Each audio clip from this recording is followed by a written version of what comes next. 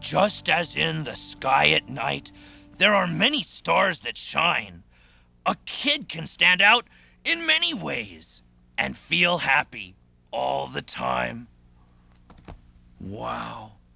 Boy, Deborah, you're a really good writer. Oh, thank you, Theo. That means a lot to me coming from a critic like you. Oh, yeah, well, but you know, writers are really important. Without them, readers would have nothing to read. And we wouldn't have had anything to say today because a writer wrote what I just said. Well, and what I just said now. And what you're going to say next. Deep, Theo. Very deep. Deborah Norville thinks I'm deep. William Joyce, the author of George Shrinks and Roly Poly Oly, says the best children's books have a frisky, subversive intelligence. In Joyce's world, anything can come alive. Stuffed animals, toys, even forks and spoons. I grew up in Louisiana, and it wasn't exactly a hub for artistic endeavors.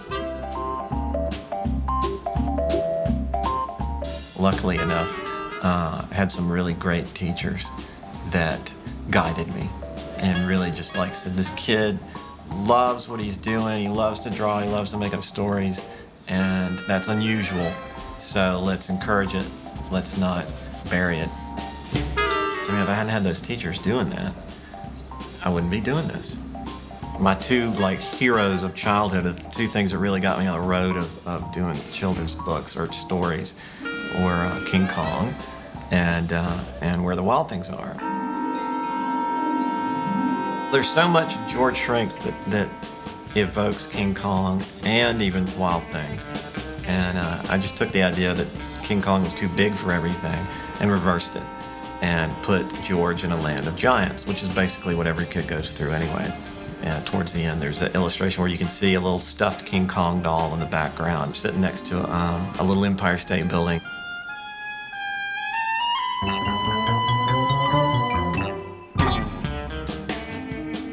Roly Poly Oly for me, it's like Leave It to Beaver with robots.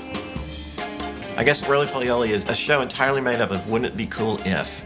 Wouldn't it be cool if your dad had a machine that could make things shrink and grow, and then you, one day, when you're not supposed to, made yourself really, really small? Almost everything in David Will Robinson has some basis in truth. Yes, my sister did pay me to feed her grapes while she talked to her boyfriend on the phone. In the book, it is a frog with a turban that's feeding the sister grapes while she talks to her boyfriend on the phone.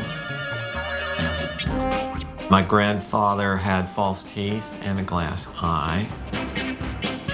I had an uncle who swore he was from outer space. And he was so convincing in it, and I'm like, why would a grown-up lie about that?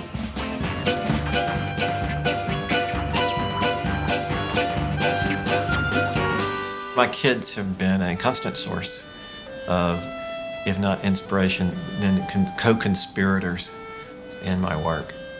They usually find out after the fact. Books done, printed in the stores. Oh, look, there's me. They don't seem to mind. I even put myself in there occasionally, though taller and with more hair.